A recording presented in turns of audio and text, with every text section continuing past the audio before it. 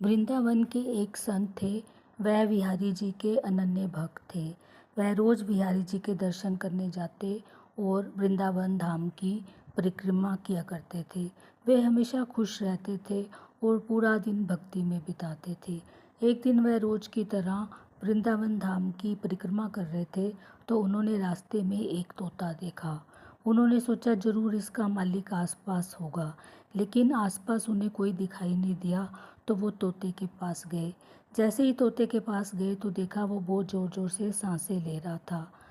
संत जी ने उस तोते को उठा लिया और अपने साथ कुटिया में ले आए।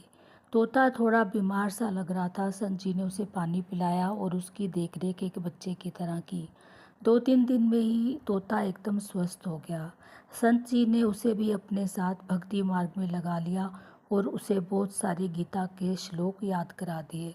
अब सुबह उठते ही रोज तोता गीता के श्लोक बोलता और आसपास के लोग भी आकर उसे देखते। सब लोगों ने संत जी से कहा कि आपने तो इसे भी अपने साथ भक्ति मार्ग में लगा दिया है। इस तरह से कुछ दिन बीते और तोता सारे श्लोक अच्छे से याद करके बोलता रहता। संत जी भी उसकी सेवा करते। एक दिन रात को बड़ी तेज़ बिजली कड़की और आंधी तूफान आया। तभी ज़ोर ज़ोर से तोता टाएं टाएं करने लग गया। जब संत जी ने आकर देखा तो तोते के ऊपर एक काली बिल्ली ने झपटा मार दिया और तोता बड़ी ज़ोर ज़ोर से टाएं टाएं कर रहा था। संत जी ने बिल्ली से उसे छुड़ा तो लिया, लेकिन कुछ ही देर में तोते के प्राण निकल गए। उस दिन के बाद से संत जी बड़े उदास रहने लगे, एकदम गुमसुम, बिल्कुल हंसते मुस्कुराते नहीं थे और ना ही किसी से बात करते थे। सब लोगों ने संत जी को समझाया कि इस तरह से निराश नहीं होना चाहिए। अगर आपको कुछ ऐसा लगता है तो हम आपको एक तोता और लेके दे देते हैं, आप उसे भी उसी तरह से भक्ति मार्ग में लगा देना, पर इस तरह से उदास रहना ठीक नहीं है।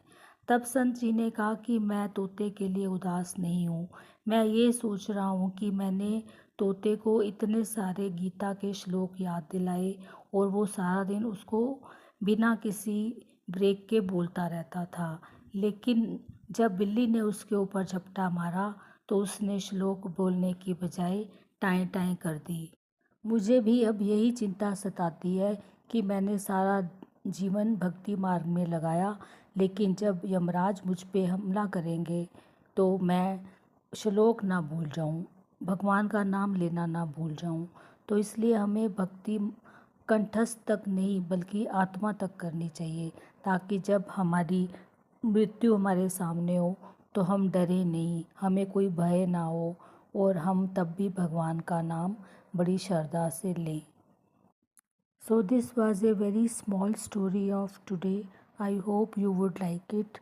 Please press the like button and motivate me. Thank you so much.